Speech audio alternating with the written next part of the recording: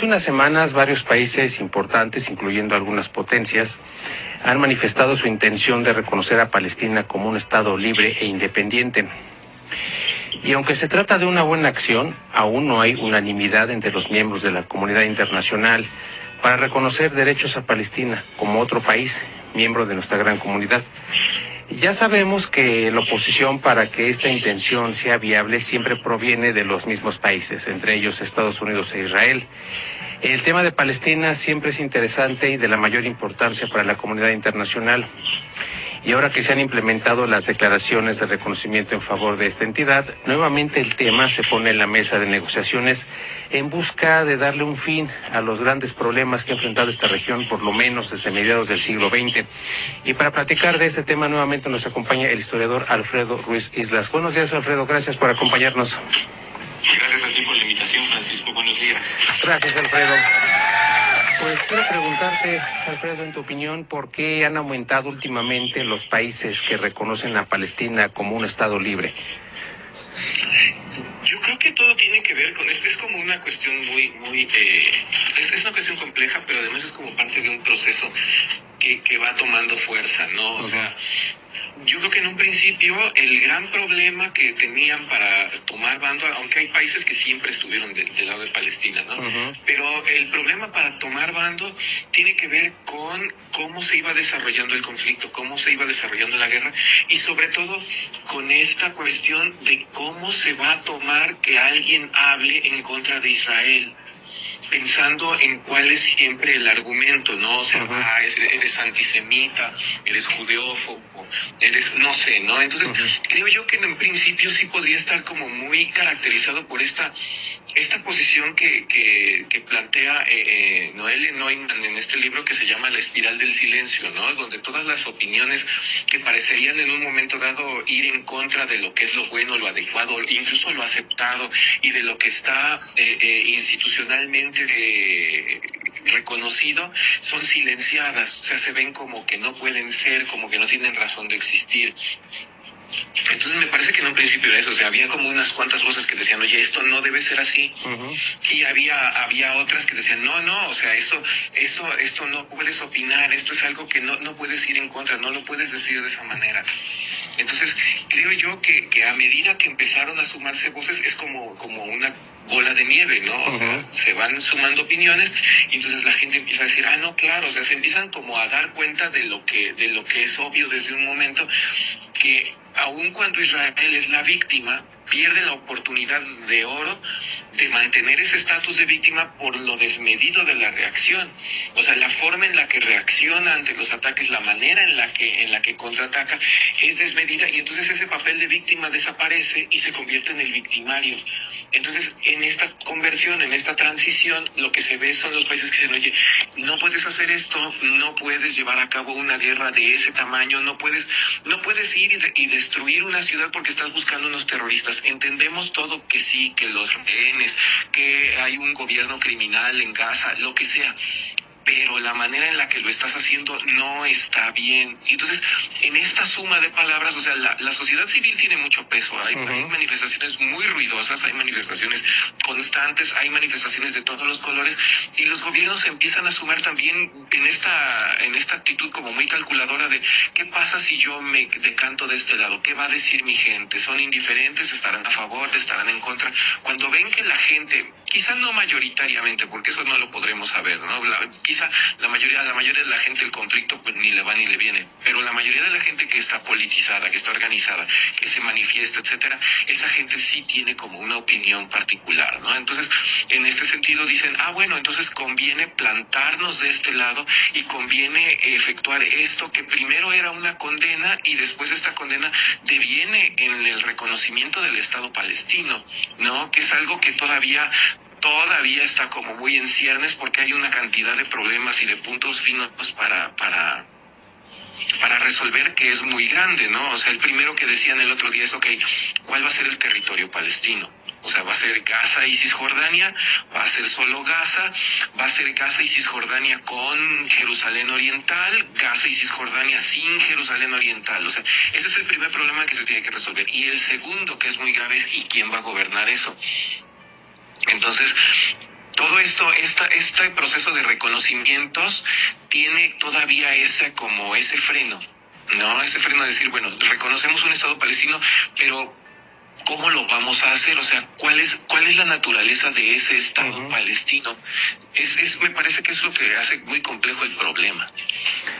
Exactamente, es muy fácil, Alfredo, hacer una declaración en solidaridad, tal vez como dices, por el ambiente politizado, de apoyar a Palestina, pero en la realidad, coincido contigo, ¿cómo vamos a organizar un Estado en pleno siglo XXI? Se me vienen a la mente teorías políticas de Rousseau, de Hobbes, los autores más con más peso en esto de teoría política. ¿Cómo organizar un Estado en pleno siglo XXI, sobre todo en la posición geográfica de Palestina, que obviamente estará bajo el yugo constante de Israel?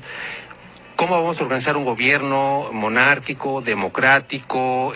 ¿Habrá o no constitución? ¿Qué derechos? ¿Qué obligaciones para los palestinos? En fin, son situaciones complejas que resultan muy difíciles, sobre todo en este contexto de Palestina. No es nada fácil. Además tenemos el gravísimo problema de los genocidios, de las violaciones sistemáticas a los derechos humanos. ¿Cómo se van a resolver? ¿Cómo se van a prevenir? Es algo complejo y sin duda, aunque la declaración es buena, en la práctica pues falta muchísimo, digamos que aterrizar para llevar este deseo a buen término. Y si esto va a mayores, Alfredo, o sea, si más países reconocen a Palestina como un Estado, quiero preguntarte cuál sería el escenario geopolítico en Medio Oriente si más países, sobre todo potencias, reconocen a Palestina como un Estado libre. Es que ahora dabas en el clavo ahora con lo que estabas diciendo, ¿no? O sea, ¿cuáles son las implicaciones prácticas de esto?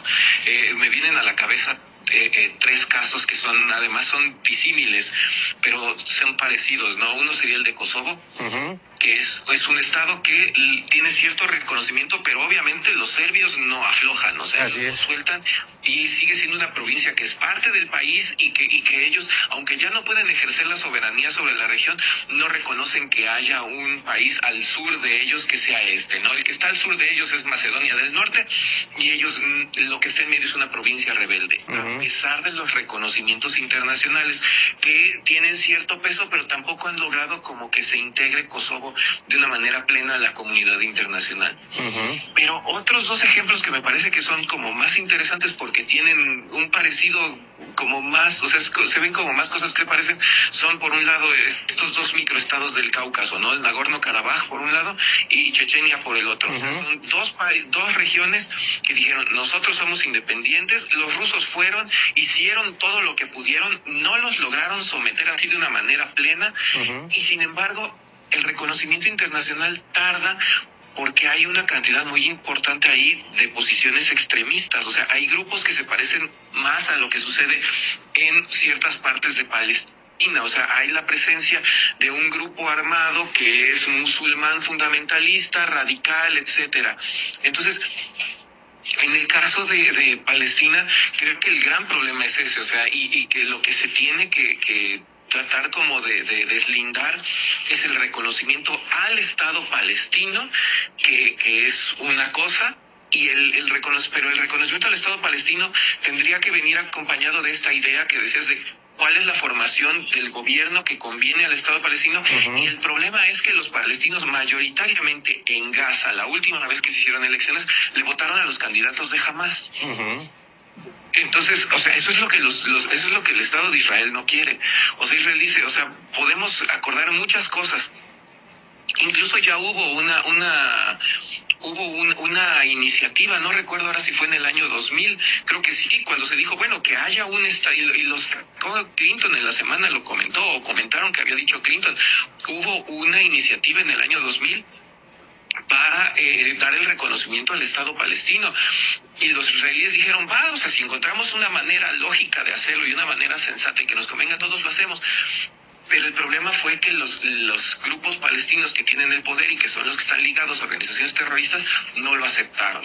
Entonces, en este caso, me parece que la comunidad internacional tiene ese gran problema. Es decir, vamos a reconocer a estos, pero si yo reconozco un Estado, o sea, ya no estamos en el siglo XIX ni a principios del siglo XX, donde el reconocimiento de un Estado tenía implicaciones de voy a reconocerte a tu Estado y yo te voy a formar el gobierno y yo te voy a decir quiénes son y te voy a decir cómo caminas. O sea, ya no se puede, ni siquiera está bajo estos mecanismos que a veces son como muy punitivos, por ejemplo, de la Organización Mundial de Comercio, del Fondo Monetario Internacional, del Banco Mundial, que ponen como ciertos límites a la acción de los países, a la acción soberana, ¿no? Uh-huh. En este caso ya no, como que no sería tan posible. Entonces, el modo en el que los países reaccionen a la formación de un Estado palestino tiene que ver con eso, o sea, ¿quién va a tener el poder?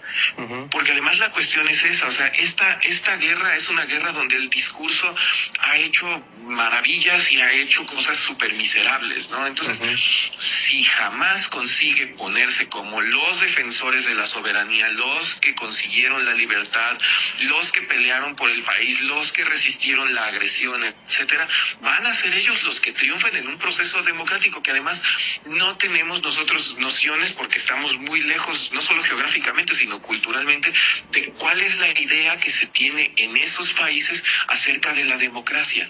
Uh-huh. O sea, ¿cómo se ejerce la democracia? O sea, entendemos que cada determinado tiempo hay elecciones hasta en Irán, pero no sabemos cómo son las elecciones en Irán, o sea, quién vota, por qué votan, cómo votan, cuál es la cultura política de los iraníes, ¿no? ¿Cuál es la cultura política en Afganistán, ahora otra vez en poder del Talibán? O sea, no lo tenemos claro. La cultura política ahora en Siria, ¿no? En esta Siria nueva que ya incluso mandaron al presidente, o sea, fue ya el presidente allá, fue a la ONU después de 60 años, ¿no? Entonces, esto es algo que es muy importante. O sea, dar el reconocimiento implica dar la total libertad a esta gente para que haga lo que quiera, pero al mismo tiempo pues eso le puede estar poniendo la espada sobre la cabeza al Estado de Israel e incluso a los vecinos que ya están como brincando a favor de Palestina. O sea, uh-huh, Egipto no había dicho nada hasta apenas, ¿no? Apenas ahora cuando salió el comandante del ejército a decir que ellos podían tomar Tel Aviv en un fin de semana si algo pasaba. Cosa que es una bravata que olvida cuántas veces los israelíes les han dado de palos, ¿no? Pero más allá de eso, está el hecho de que ya tienen una oposición ruidosa al conflicto, o sea, ya están haciendo ruido, ya se están manifestando. Pero esas manifestaciones, que es la gran incógnita, esas manifestaciones serían las mismas en caso de encontrarse de frente con un gobierno palestino en la Franja de Gaza, que además hace frontera con Egipto, ahí en la zona del Sinaí, que tuviera esta afiliación claramente abocada a Hamás, pensando que Hamás en ningún momento ha dicho que se va a convertir en un partido, nada. O sea, los grupos terroristas, por definición, no se hacen partidos. Claro. Se disuelven, si acaso, como la ETA, ¿no? Y después aparece gente por ahí. Entonces, no sé, es muy, muy, muy difícil ahí aventurar algo más puntual. Exactamente, es toda una incógnita. No sabemos cómo vaya a resultar la formación de Palestina como un Estado. Hasta cierto punto, Alfredo, me parece algo impensable. Una buena intención, muy retórica, pero pues nada más. La verdad es que son circunstancias muy adversas, tomando en cuenta los ejemplos que también citabas, ahí en los Balcanes. Vamos a tomar en cuenta toda esta situación, los enemigos, los amigos, en fin, circunstancias muy disímiles que obviamente merecen ser tomadas en consideración. Y ya brevemente, Alfredo, retomando este tema de cómo nos imaginamos a Palestina como un Estado, quiero preguntarte ya para cerrar, ¿cuál sería el futuro de Palestina como un Estado libre ante la comunidad internacional? Pues yo creo que tendría que ver con eso, o sea, a quién le dan el poder. Claro. O sea, hay mucha gente que me imagino que quiere sumarse al gobierno, pero los que están organizados, y eso es lo que siempre vemos, o sea, el que está organizado es el que consigue los apoyos. En este caso, el que está organizado es Hamás. Debería haber otras opciones, ¿no? Gente que reivindicara otro tipo de valores, uh-huh, pero también, ¿cuáles son esos valores? O sea, el propio Yasser Arafat tenía muy claro que él quería la construcción del Estado palestino a costa de la destrucción del Estado de Israel. Entonces, sí es como un callejón en ese sentido, o sea, y me parece que las opciones siempre son muy, muy pocas. Claro, pues vamos a ver qué pasa, Alfredo, y como siempre te agradezco y vamos a estar al pendiente de esta noticia y cualquier otra importante que ocurra en el mundo. Gracias, Alfredo, buen fin de semana.